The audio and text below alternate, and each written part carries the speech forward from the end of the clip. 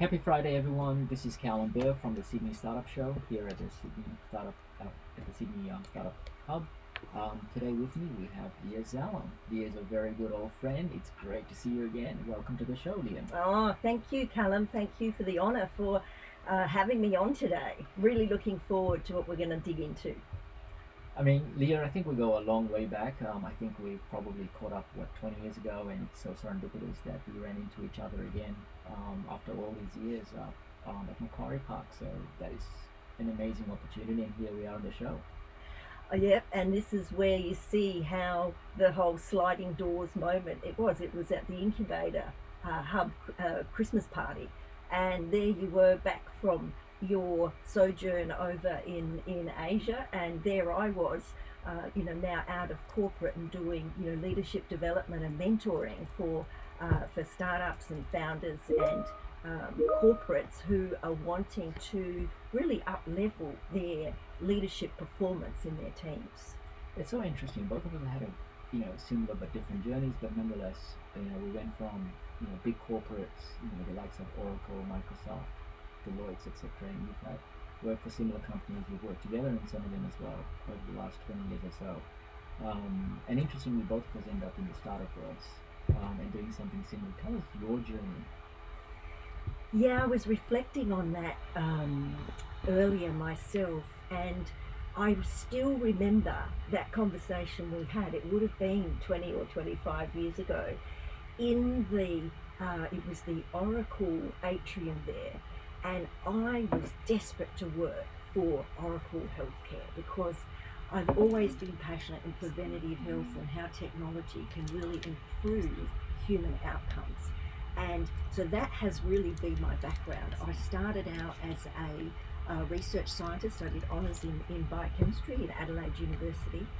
And I realised very quickly that test tubes and laboratories were way too lonely and smelly for me, and that my skills and my forte, my passion was all about people and how can science and technology facilitate human potential. And so that really brought me into sales in the healthcare and medical technology arena. So pharmaceutical sales first, I excelled very quickly there, and I wanted to sell something more tangible, so I went into medical technology, and from there into big system health IT, and then I did finally get my chance with Oracle.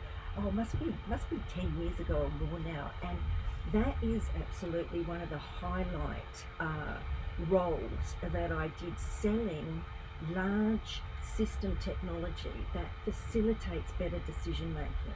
And this is where you've got to look at what inspires you and what you bring to the table, and what your own vision is for yourself, and what you're doing is going to produce in the world. And so from Oracle, I also had other roles with large technology companies, always selling cutting edge technology that was big, expensive, and but it would cut through. It would cut through a lot of what are we trying to do with technology? We want to remove the human element of error, right? So you've got that on the one hand, but it is people who are still making decisions. Well, they were back then, right? Before we've come into AI. But ultimately, I believe that by having this enhancement of technology, it really inspires us to be even more sharper in where we're putting our energy and how we are interacting with that technology. But for me, in corporate, I also have been that consummate entrepreneur where I really came to a point where I wanted to work for myself. I wanted to fulfill my own potential in myself and in the world by creating something myself. And isn't that really what inspires, or the difference between walking in with that corporate business card, which I was so proud of every corporate I represented, and very grateful for the training and the support and the weekly paycheck. Let's face it, you've got to put food on the table. and very, very inspired there. But coming out, and it was 5 years ago, I thought it's now or never. I'm either going to go and create something for myself, and what's that going to look like, or I'm going to keep pushing the barrow in the corporate lane. And quite frankly, I really was ready for something else. Yeah. And so tell us that idea that you had. So you're in corporate and you're thinking, oh my God, I want to build something for myself and I want to get into this new business. I want to be a business owner and oh my God, I wish I could only make a percent of everything that I've sold. You know, your big Oracle type ticket size where you're used to doing $50-100 million transactions. Yeah. You know, because if you had just done a percent or two or even Well, you only needed one big one. That's We it. all just needed that one big one, right? And all the resources globally that we would pour into that one big one. And yeah, and that's the thing. What do you do once you've come out of there? And this is where it's so important to really spend some time and invest in that discovery journey again. And what I realized was that it's the people element of the business game that is my forte. My successes were so tied up with my relationships with people and how I interacted, because as we know in sales, Callum, you know, we buy into the person way before we buy into the product or the idea. So how do we package that and then make a business out of that? And that really pointed me towards mentoring and coaching, because I was at a stage in my career where that's a lot of what I was doing anyway, was mentoring other people cross-functionally and the younger ones coming through.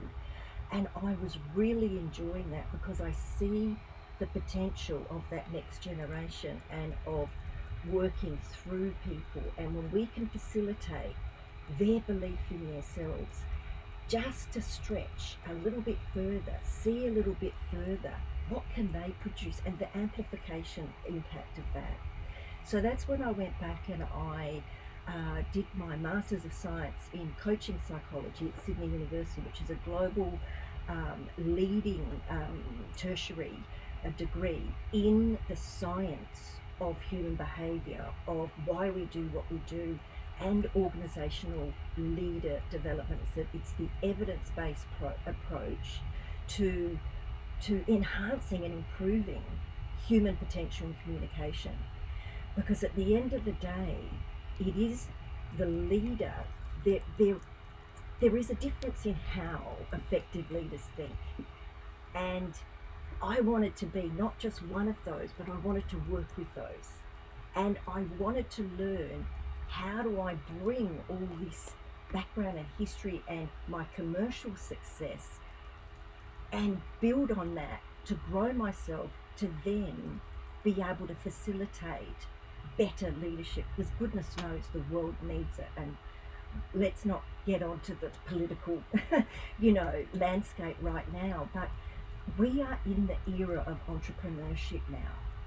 And a lot of those global companies, and as you know, we were just talking about that before, they have the resources to pick their high potentials, and you being one of those, Callum, for many years in many organisations, you know what it's like to get that education and performance development on every level of you, including your personal development, your identity development, your consciousness around how you're received. Because there are some universal truths, aren't there, that our communication is only as good as it is received. So it's not about what you and I say, it's what our listeners hear and how they process that makes the difference. We can have the most incredible tools and coaching methodologies and human potential magic pills, but unless the individual can receive it, acknowledge it, embrace it, and make it their own, and bring that into their world, we're just having another conversation. I can relate so much of that in my own personal journey, as you mentioned, from leadership development point of view. I still remember when I was one of the youngest GMs at Oracle. And that, I mean, the businesses understood that, and I can still remember the amount of support and training and hands-on. I mean, I was given that infrastructure to be able to be successful, knowing that I may or may not have had all of that history and experiences behind me, but nonetheless, the organization recognized the potential and they were able to support me in that. And I've seen that throughout my personal career across all the major big corporates. I can only just imagine startups are struggling to, and coming out of the corporate where you don't have the infrastructure, where the organizations invest thousands, if not tens of thousands of dollars a month for the top leader. I can only just imagine how naked the startup founder would be feeling without that sort of infrastructure support. And the startup founder doesn't know necessarily what they need, and they're not going to be spending tens of thousands of dollars on coaching and leader development. Absolutely not. And that is what my passion is to democratize that leadership development opportunity, to make it available in affordable, consumable ways that are not going to require the startups to go and spend weeks on end in offsites. Who's got time for weeks on end in leader development programs? I mean, this has been the norm the last 25, 30 years, in large government organizations, the major corporates, and like we've said, they've got the infrastructure to support that. How do we facilitate the personal development growth that has to happen for a founder, for a startup, so they can become the leader and the business owner that goes from $0 to 2 million to 10 million to 100 million, right? So there's a growth path to unleash that potential and harness that potential, but we've got to be able to do it in ways that work with the lifestyle of the entrepreneur and the founder. And I think it's really important too to make that distinction of what is a professional leader development coach like myself versus a mentor versus a consultant, a business advisor, because they're all very different roles and very different skills. And this is what I see in entrepreneur environments, in startup hubs. There are many different types of mentors, and a lot of those mentors are experienced industry people who are still being paid by their corporates, so they enjoy giving back their time and their experience and to be part of the buzz of a startup and not charge for their time and their expertise. And then you have, business advisors and pitch coaches and branding, you've got all the bits of pieces that make up the business. But what happens to who takes care of developing the mental fitness or the mental toughness, which is one of the psychology models I base a lot of my work around? Who helps that founder develop that? Because it's very difficult to develop that on your own. And this is often the missing piece, because we make our best decisions when we're inspired, when we see the vision, when we see ourselves bringing that vision to light. And the path of the entrepreneur, like, we might start out that way, but there's a lot more black holes than there are light ones, right? That's the reality. And so how do we move through those periods of defeat and setbacks and disappointments and rejection, right? How do we keep our courage muscle strong? How do we keep that self-belief alive? And this is where we study mentors and we study role models, the Richard Bransons, the Elon Musks, the Callum Birs, and this is where you provide a phenomenal resource for anyone that works with you, Callum, because you are the embodiment of a lifetime of corporate leader development investment. And I've seen the way you've worked with your people and the recognition and acknowledgement and the guidance that comes. And that is very much a part of the people management aspect and mentoring aspect. the piece that is the leader development really comes back to what does this person need to then be able to express themselves in that to become that next level of communicator and inspirer and leader that is the bee to the honeypot, that the investor's going to say, I know that person is going to go until it's done. That's the person that's going to get my money. That's what we want to embody, and that's my passion, is to embody that, because I know when I'm in that state, I'm unstoppable. There's no one I won't speak to. There's nothing I won't ask for. There's no setback that is big enough to make me quit, because what is it? It's less than 1% of startups that even get past year one. But is that because their idea is no good, or their business is no good, or is that because they quit because they just get sick of rejection, or they run out of money, right? The money aspect's a really tricky one. It's a really tricky one. Yeah. So one of the things I was really inspired by your latest video that I saw on LinkedIn, and you talked a lot about the new career transition, Yeah. and the type of founders that we spoke about, that you work with, are founders that have a fair bit of experience over the past. Many of the founders you work with are not your typical 20-year-olds. Tell us a bit more about that, and what types of founders that you work with that you find need the most amount of help. That's a really good question, and I would say, if I think about the book, The EMyth, right, where we talk about the technical specialist, and then you need the management and the leadership skills, and then to become that CEO. And typically, founders are really deep. They have deep knowledge. They're subject matter experts in that thing they do. So whether that is coming from a career in creative writing, for example, or in management consulting in the tech environment, and now they're becoming a technical founder of some sort. And this is where, again, their skill base is all about the product and the technical features and benefits of that, and not what it takes to build a business. So, okay, so you've got the business advisors that can help with that.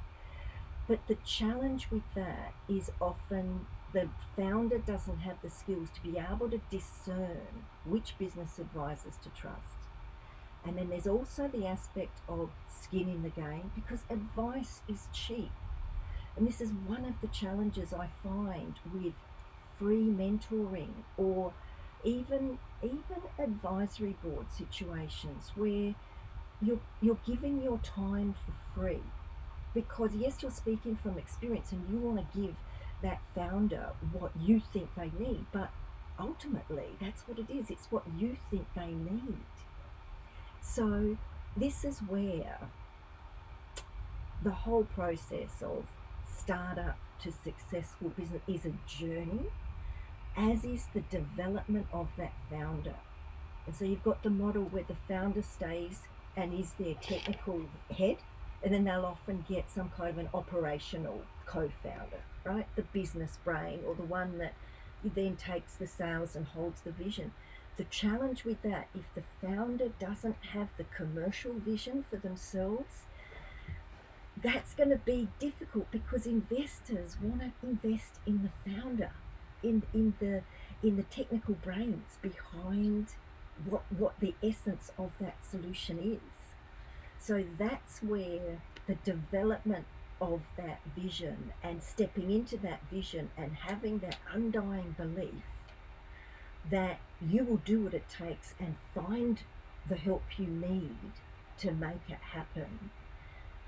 That's often the piece that is where the leader development work can bridge that gap, rather than relying on the commercial head or the business advisor to take the responsibility of the commercial vision and the commercial success of that original idea and solution. And what do you say to founders? And I speak to a lot of founders of AI-based startups in particular these days. A lot of founders tell me, Callum, if I could, you know what, I understand leadership development, I understand all these extra things. I wish I could just raise a little bit more capital so I could then use that money to train myself, or even better, if I could just raise a little bit that extra capital, then I'm going to hire a professional CEO. What do you say to that? This is exactly what I'm speaking to here. And that the capital isn't going to come because the capital comes because you're the person that the investor says yes to. And that's really hard to articulate with data or with models, you know, because it's an energy thing, but it is that development journey of being that CEO so you can choose the right operational CEO as opposed to, like, I guess because their passion is to do their craft, whether it's the creative element, whether it's the coding element, whichever is the technical element, they must build that vision of themselves as the founder and the commercial success of that business. If you look at the Elon Musks and the Richard Bransons, do we buy into them because they're technical geniuses? They have enough of the technical, but they are able to cast a vision and have the certainty to draw you in so that or you feel if you follow this person and put your money there, you've got a better bet of getting it back with the rewards that you're looking for, with that growth. But this is where, particularly in the technical space, I see far too much focus on the technical nuts and bolts and the technical aspects of the product itself, and not enough about casting that vision and speaking into that vision with the certainty and belief of, I know I'm the right person to take the steps and be that leader I need to be. So I've got the right team around me. It's taking responsibility for having that right team around you. And this is where it is a learn how to do that process, and that's where the development piece, any learning is a development piece. Yeah, so it does come back to their own leader identity, and that's definitely my soft spot of my development journey that took me a good 3 or 4 years to develop my leader identity. It's really only been this last year or two, Callum, that I can sit here with you and say, I know I've got the goods that tech entrepreneurs and startup founders need to embrace and consume so that they can grow into that leader faster. Isn't that what any coaching is we want to concertina down the growth process so we can be doing with potentially less mistakes and make bigger wins faster, because we're all on a timeline, right? Time is the one thing that is totally unsustainable. We never get our time back. And this is why the choices we make, our leadership fitness, our mental fitness on an emotional and psychological state, that's the leader development piece I'm speaking to here. And that's the piece that professional evidence-based coaching psychology tools that I teach and coach with are the fastest route, I believe, for entrepreneurs and founders and mid-career professionals to hurry up and make that decision to get out for a start, right? Because so many of us, and I was one of those too, one more year, because the salary is hard to leave. It's hard to let that go. So you've got to make a good decision. And like many of us, I was able to financially support myself to make that redirection. So that's the other thing. How well supported are you? How much, how, and it is your savings that you're living on in those early years. So be realistic about that, right? It may take a lot longer than you think it will to get that first investor, and that's what we need to be able to work with as well. At what point, do you recommend a startup founder? Um, because I mean, it's very easy for startup founders to go, you know what, the only thing I want to care about right now is raising capital, raising capital. Well, either raising capital, getting my product built, or getting my first customer, getting a product built, Yeah. so that hopefully I can get first customer, and if I can get those two things right, or get capital, so I can do either one of those things. So I usually find founders rarely are able to go beyond those three areas that they spin. At what point do you go, you know what, oh my god, I think I need to pause here and reflect and look at what my leadership skill is, and and take time out of that? Well, this is what I'm saying. You haven't got time to take time out, right? That's the reality. You don't have time to take time out. But, have you got an hour a day out of your Netflix time, right? Or that first 30 minutes of your day, right? To use that as your morning ritual, as you're nourishing your narrative. This is a weekly newsletter that I'm starting to put out where I'm giving actionable leadership tips and tools like the mental toughness tool I spoke about this week. But we're nourishing our narrative. Can we start our day strong and focused, right? Can that be enough to do the leader development work? Because you're right, there isn't time to go and do another course and hours in more classroom learning. And we know with COVID and with Zoom that there's so many free things you can do and so much you can tune into, and that's also the skill of choosing what information you consume. So this is why the online course development market, the e-learning market, it's our responsibility how we nourish ourselves, what we feed ourselves on. And that's also why I'm now putting a lot of what I have developed in conversations and in training programs live and with leaders and teams.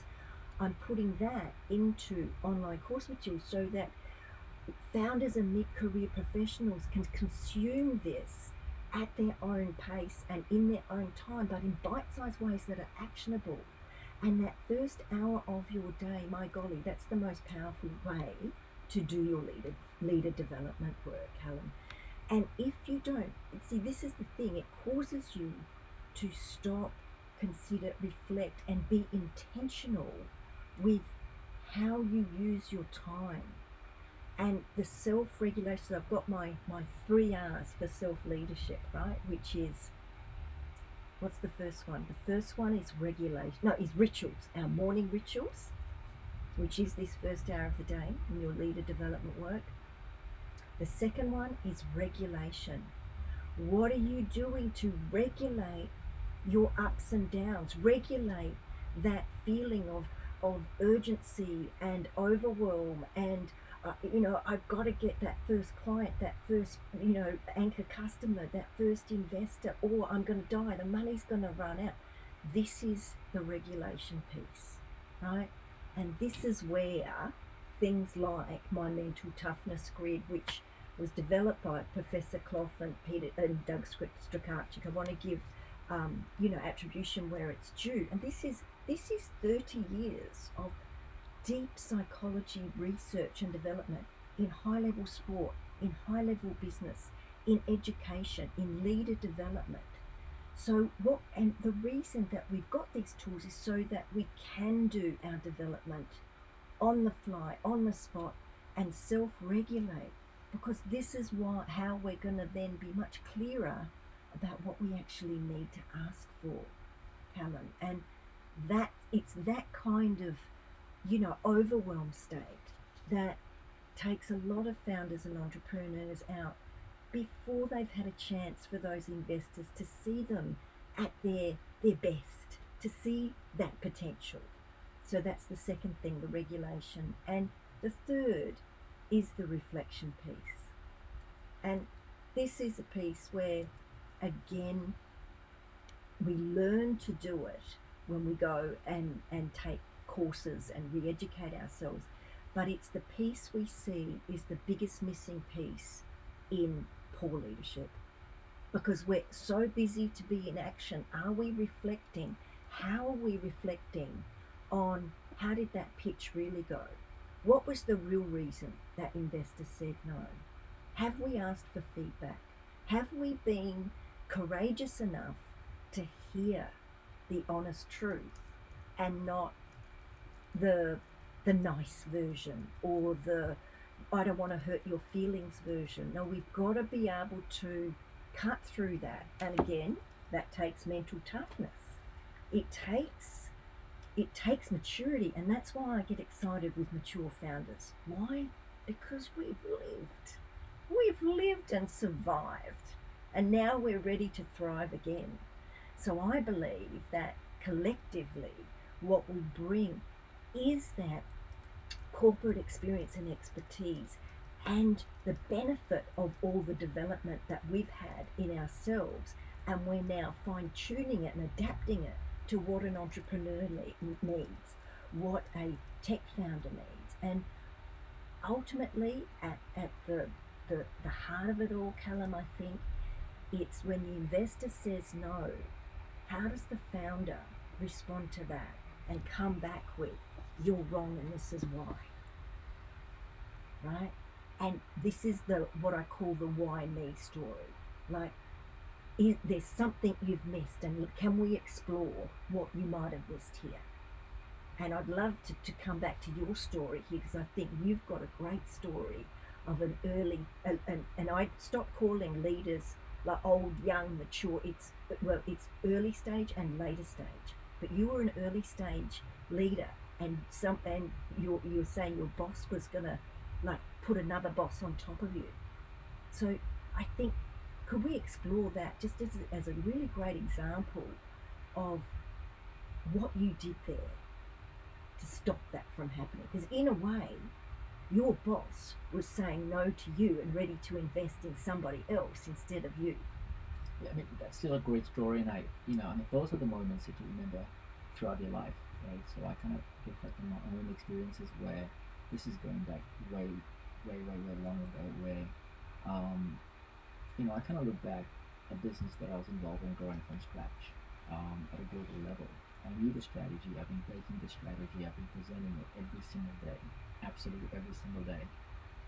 Day in, day out, we've done every numbers, every possible way possible. Every different way you can cut a number you can think of, every different ways you can validate the number with IVC, Gartner, and with customers, and validating that. So as far as business strategy was concerned, I knew that really, really well. More than anyone, really. The people side of it, we kind of built a business from scratch, so I knew every single. I was part of the team, as you know. We were really three people, and we went from the 3 to 100 and so forth. So I knew every single one. Like, I knew everybody's family backgrounds. We've been to everybody's house, and literally we practically kind of lived in the office every day together. So we knew the people. In every market as well, every geography as well, whether it was in India, whether it was Singapore, Thailand, Malaysia, Australia, China, Taiwan, but you name the market, we knew the people, and we knew the customers. So if you think about the 360 degrees of the business, I personally felt like I knew it, right? I knew what it took to kind of do that, but I didn't have the experience of being a GM. Like, I had the courage, I had enough insights, I had enough knowledge, the know-how, and I've been surrounded by amazing people, very experienced people that and I've worked with them very closely, to kind of help them with their own successes, and I kind of had the conviction that I could do it, but my boss was skeptical, and I remember very clearly earlier, but my boss actually gave me the CVs of 3 people in front of me, and he said, Callum, I love you, man, but global boss, senior vice president worldwide, and he's saying, I love you, but you're not this guy. There's three of them. Um, How did you respond to that? Um, and I said, look, honestly, I mean, honestly, I think, absolutely. I mean, all of these guys, are, they have the creds. But guess what? They don't know our business. They don't know our business. They don't know our customers. I don't know anybody else, but, it's going to take them 2, 3 years, to understand the intimacy of, the relationships that I built with customers internationally, whether it be China, India, even despite languages and whatnot, I had actually sat with the clients and we solved the problem. We had that level of trust, exactly where they were at. And look, I've grown up with the team, and I have the respect of the team as well. The teams that I've grown firsthand, from interviewing all the way to leading them and building them up and getting to a point where they've had the first customers and quarter by quarter succeeding in over 3 years, getting their awards and you know being part of that journey. So So, what gap did your boss, did he I just articulate what absolutely that gap was? 100%. Number one was tenure. I was young. Absolutely. I mean, that was it. It's like, I was just young. And they said, this is, look at this person. He's done this for 40 years. And obviously, we're talking about a different era as well. There was the era where you and I were, a couple of decades ago, there was an issue. Tenure was important. If you were in your 20s and 30s, you ain't got those big jobs. Well, and back then, people were still in jobs for that 25 years in the one company. That's unheard of now. Right. That's Yeah. right. Tenure was one. I think the second thing was, the narrative was, this idea that you had to have quarter by quarter by quarter by quarter success, and they were very numerical. It was almost methodological. It was almost like a formula. If you could hire somebody that just talked about quarter by quarter growth and how many numbers they have been able to achieve over the 5, 10 year tenure, and I didn't fit that mold. One day I was hanging out with the developers in India, right? Or another day I was working in marketing and we were coming with strategy.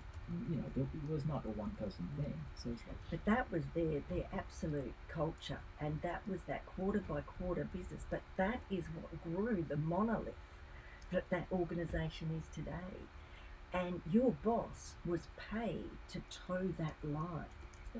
So that's a big line to have crossed.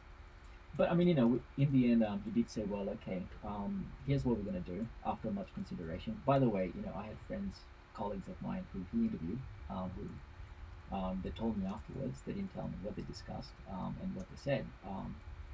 But they did tell me that, my boss had checked me out. I'd interviewed a lot of people, a lot of leaders, and then we did have a chat with my boss, and he did tell me as well that he didn't tell me who they were, but some of the people did come back and say, well, yeah, they interviewed me, to give him creds. And I remember quite clearly that, the conversation we had where he said, well, congratulations, but it's not all great news. It's congratulations, but it's conditional. Conditional based on you gotta have to have this leadership program, that you gotta have to be part of. Secondly, you gotta have to work with another boss, even though, that person is not gonna manage you day to day, but you have to work with, this person. And by the way, I was very happy because I loved the guy as well, and I respected that leader that he partnered me with, and there was a lot of infrastructure put in place to make sure I survived. But what you did, you turned him around. You didn't take his suggestion of putting a boss on top of you. You didn't take that lying down, but you didn't just spit the dummy either.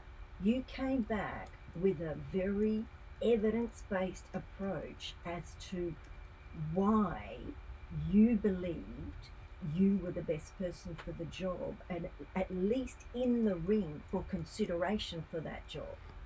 Now, this is what each and every founder needs to do, because in a way, and this is what I was just thinking too, Callum, even with all of our many years in corporate, when we come into startup land and entrepreneur, we start at the ground again. We start on that ground floor again. But it's these lessons. It's your attitude. It's the grr that you brought to that table at that time. And timing is everything.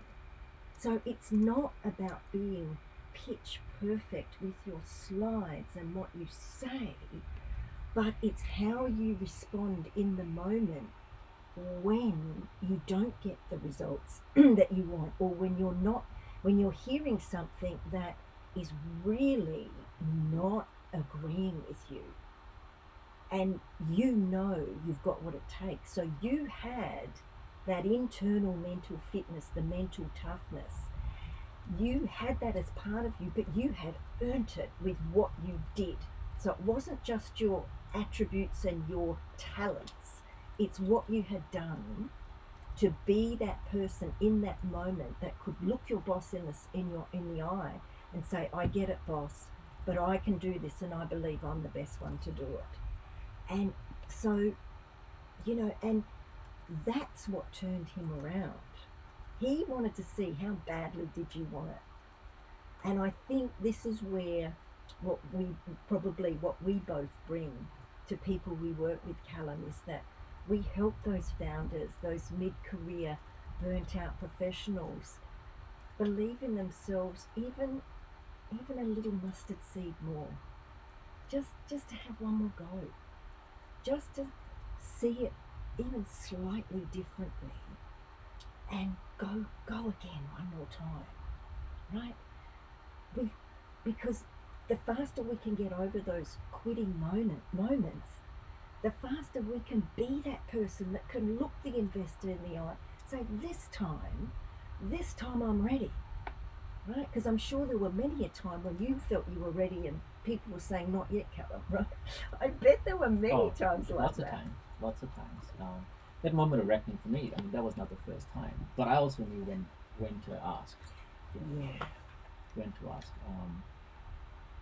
And you're right about timing. So just coming back on that mid-career transition aspect that you brought, I mean, I think that is such an important point because many of us have been there and in transition. In your case, you've transitioned 5 years and you've had success. And there are still founders out there that are either, thinking, oh my God, I've got, another 6 months before I'm gonna quit, or I'm in the 6 months honeymoon period of my transition, and you know what? Another 6 months, I'll get all the capital, and before you know it, it's going to be as good as my other job that I had before. There's a lot of optimism in your first 1 year or so, and 5 years is kind of like a long time. What at what point, especially for mid-career transitions, where people have come from corporate and have had the luxury of the leadership programs, and they may have been high achievers as well. They may have had a lot of success in sales or commercial or in the area of leadership. And often it's the people that have had those successes are the ones that feel more ready to come out and create their own startup. At what point do you recommend founders that are just in that early part of the journey say to themselves, I think I should worry about this leadership development now, as opposed to, I think I'm still early. I'm just kind of, I've learned enough. I know enough to be dangerous, perhaps, but my priority is still the first capital. Like, I get it. Yeah, I know. And isn't that the thinking that we keep coming back to? I just need that first bit of seed capital. I just need that one grant.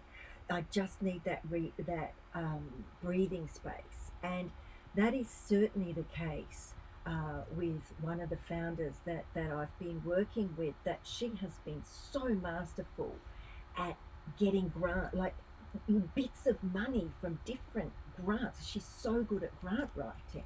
She doesn't know how good she is, right? Because that is such a high level skill, right? But this is where it does come back to like realizing that we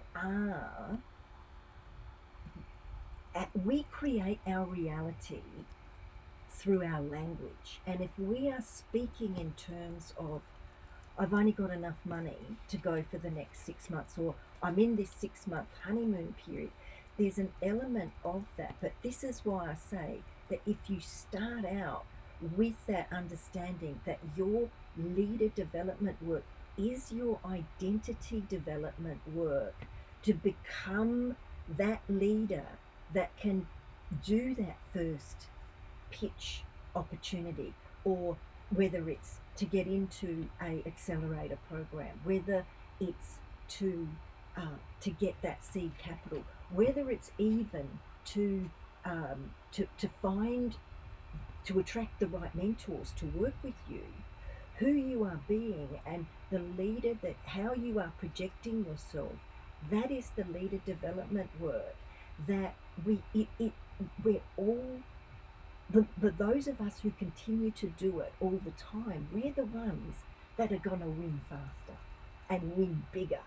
And particularly for mid-career people, oh my goodness, this is where, it's exciting to do, to have a fresh look at what's really going on in here, and what kind of a leader, what kind of an entrepreneur, what's my new identity. I want to leave the corporate identity, but I don't have the Oracle, business card, or the Philips business card, or, I don't have that anymore, and even to create your brand, even to know who you are, takes you having a very clear identity about what you stand for, what you don't stand for, what you will tolerate, what you won't tolerate, how you are, what expectations do you have of your own behaviors, and what behaviors will you tolerate from others. This is about, a lot of it is about boundary work and decision making skills, that you have to now be relying much more on your own resources, because you don't have the fat around you of the corporate to fall back on. You got to put your own water in the water cooler and buy your own coffee. There's no expenses sheet other than what's coming out of your savings and what you bring to the table. So that's where I really stress, let's start now. Let's start while you're still employed, while you've got that salary coming in. Let's be recreating your identity so you can step out strong and have a clear vision of at least where you're starting and where you think you'd like to go. And if you're already out there, there's a lot of practical support in the incubator programs and accelerator programs, and even in the leader development work. This is where the deep psychology-based, research-based work that I do goes into the deeper levels of you, right? And yes, a lot of that, we've done, as I said before, in personal coaching and training, that, with COVID, and also with the time restraints on founders and entrepreneurs. That's why I'm developing online resources so that we can be self-sufficient. Because if we can assess and diagnose and empower ourselves, then we're much clearer at then what to ask for, and then to be able to have those direct conversations that about, like I was just thinking about the Michael Jordan Last Dance series, right? And Michael Jordan as a leader, he was not a nice guy. I mean, but there were expectations that the team had to uphold, and he needed to set the standard and make sure that he communicated so others understood the standards he set. And as an entrepreneur and a founder, we've got to grow into that. We don't come out of corporate knowing that stuff, but we've got, the sooner we can become that leader in ourselves, the sooner others are going to listen to us differently, and we're going to be knowing when to ask more often than not. We're going to be able to pull ourselves up faster than not.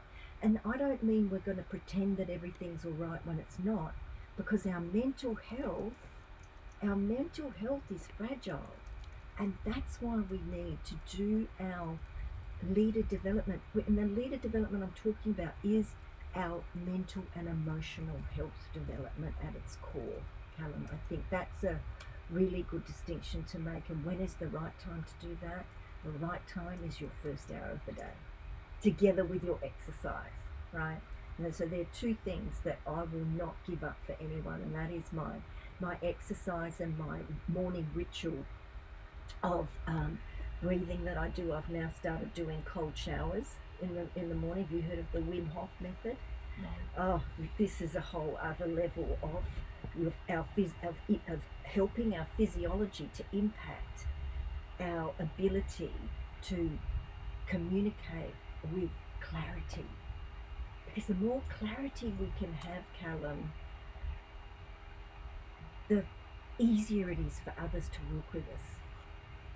If you think about that, you think about the good bosses you've worked with, and some of the toughest bosses I've worked with are the ones I've respected the most, because the clarity and consistency of their delivery, that has stayed with me, and that is what I modeled as well, and that is what we bring as corporate professionals, because we've all had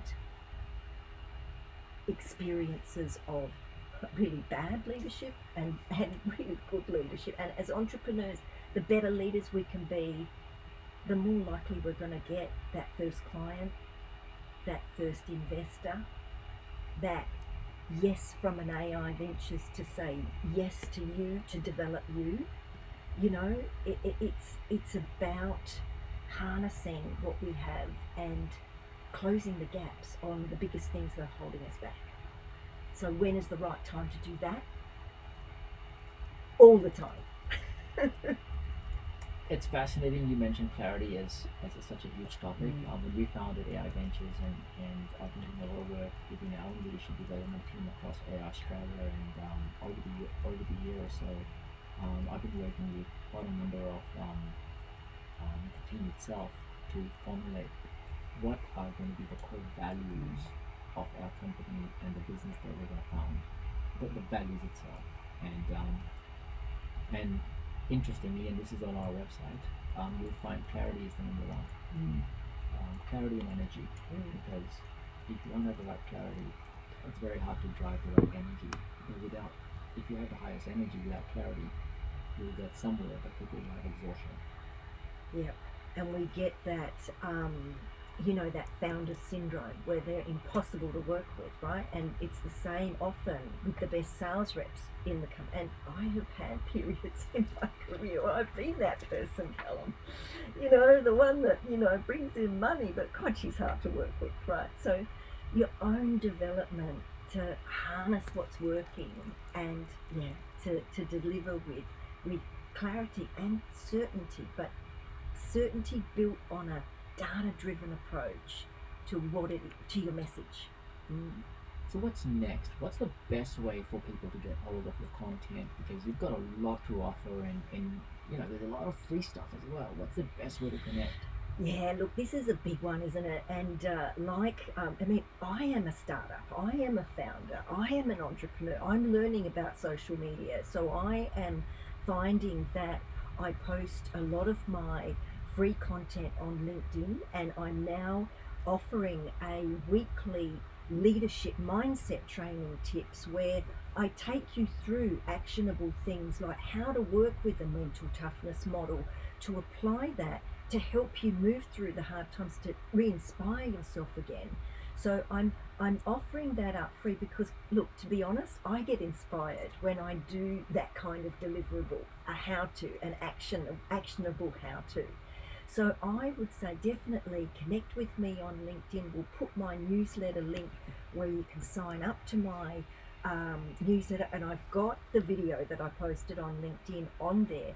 And I've also got an 8-step model, which is the 8 steps it takes to harness your superpowers, which I talk about your strengths, and apply that to the problem that inspires you that you're solving. Because let's face it, tech entrepreneurs, and founders are solving a problem that's important to them, that the market will pay for, and that adds value to the world. So I've got a little model just to be able to, again, check in with what stage of our journey are we at. Do I really know what my strengths and superpowers are? What's the one thing that you would come to me for?